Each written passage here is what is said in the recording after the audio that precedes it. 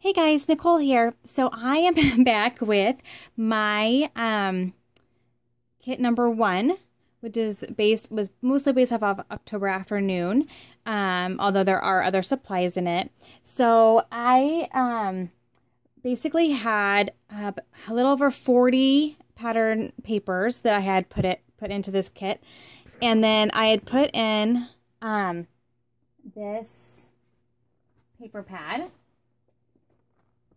here as well. This is just from Walmart. It's a ColorBox, but really cute color wise. It matches really nicely.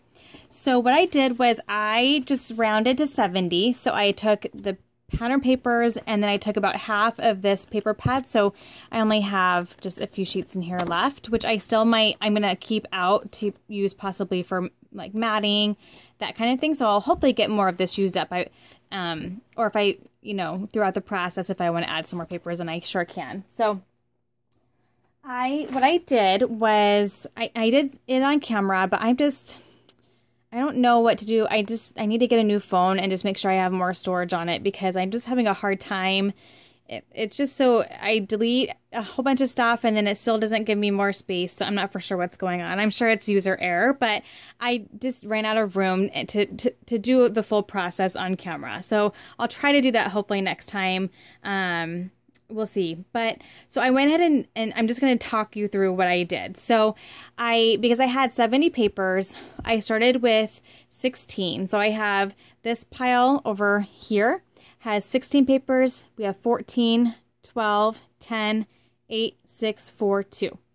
And then what I did is, and I just kind of coordinated them. Like I just took a piece of paper. As you can see, the papers in the top are the papers that I started with. So I took a piece of paper. This is kind of like making a normal kit from a larger kit, basically. So I took a pattern paper that had different colors and then went through the rest of my papers and that paper pad and then just applied papers into that pile that would coordinate well with that. And then did the same with each of those piles and then just eventually using up all the papers. And, of course, not all of them are going to match 100%, but having the knowledge that I'm going to be pulling in all my scraps from the piles before, you're going to have a variety of the colors available to you.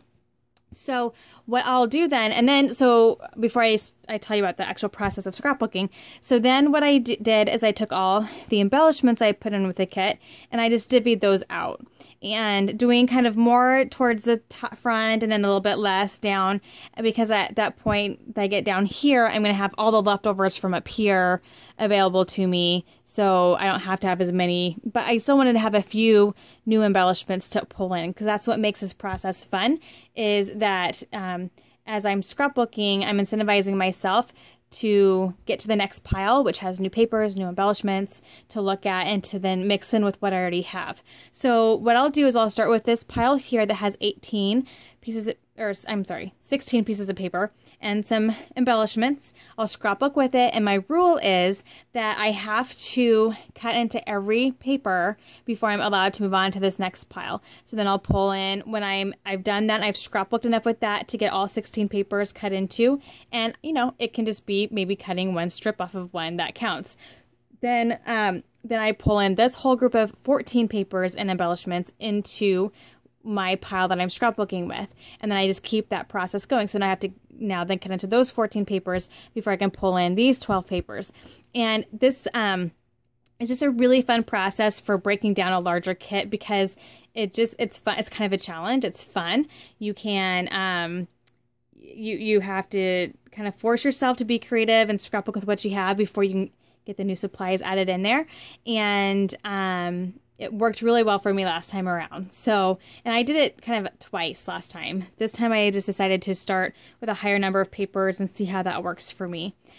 So by the end of it, like this pile here has only 2 papers. So, so as you are doing it, you're bringing less and less in, but which is good, because then it still makes you rely on the scraps that you have, and it still encourages you to use, the stuff from the previous piles, because you're not pulling in as many supplies, but then it's still just enough to give you some extra fun newness to play with each pile. So I just wanted to show you my process for working with my kit number 1, and I'm gonna put these piles aside and just start scrapbooking away. I think because, you know, a lot of these lines are very childhood, youth oriented, I'm gonna probably scrapbook some of my childhood photos.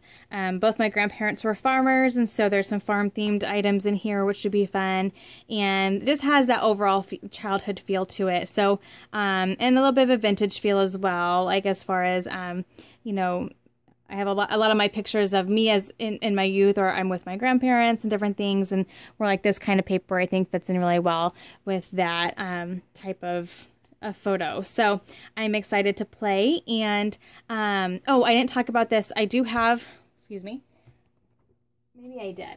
I don't think I did. I have my twines and washies that I pulled in with this kit, just in this bin. This will stay on my desk for use with all of them.